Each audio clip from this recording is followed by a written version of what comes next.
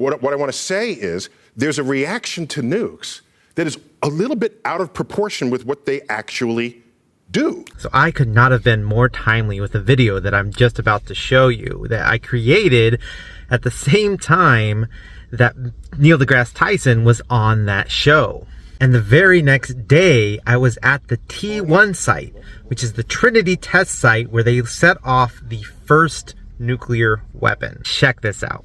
So I am at the National Nuclear Museum in Albuquerque, New Mexico, and I figured this was a good time to talk about what would you do if you were in the vicinity of a nuclear weapons attack.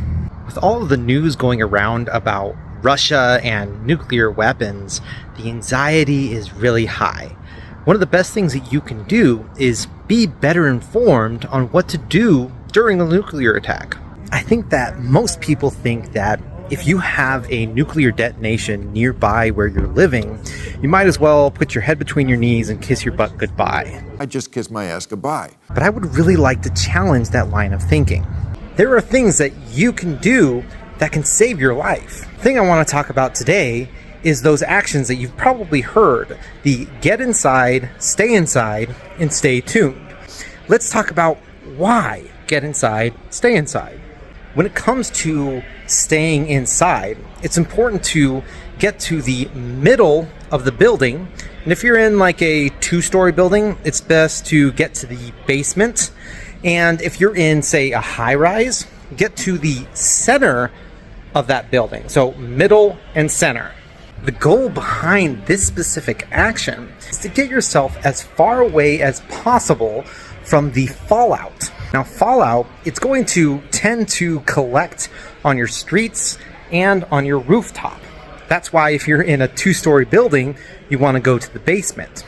The reason why in a high-rise you're going to go to the center of that building is because you're trying to get away from that fallout that's down on the streets, as well as the stuff that's on the rooftops.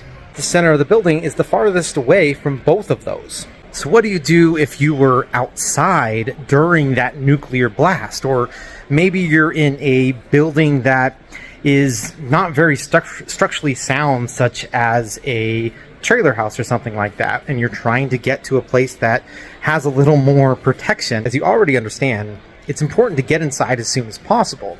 Before you go indoors, it's a good practice to go ahead and brush your hair out and get all that fallout, those fallout particles, which is about the size of a salt all the way up to size of grain of sand. Get that out of your hair, brush it off your shoulders, maybe take off your shirt. And when you get inside, make sure that you take a shower. Take your clothes, put them in a bag, and put them outside of your house. One thing that a lot of people get really concerned about is trying to cover their mouths or block any air intake from the outside. And if you have the time, that's an okay thing to do.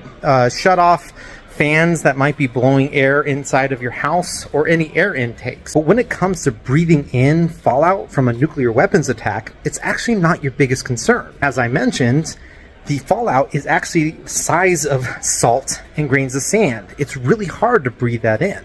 I actually kind of like to think of it as sleet or snow. You wouldn't be concerned about breathing in sleet or snow. Now, obviously, I can't stop the news from building up a lot of fear and anxiety when it comes to nuclear weapons, but I can help you be much better informed and understand that a nuclear weapons attack is not the end of the world, and it is something that, when you take the right action, you can dramatically increase your survivability. So I'm probably going to do several response videos to Neil deGrasse Tyson, so stay tuned.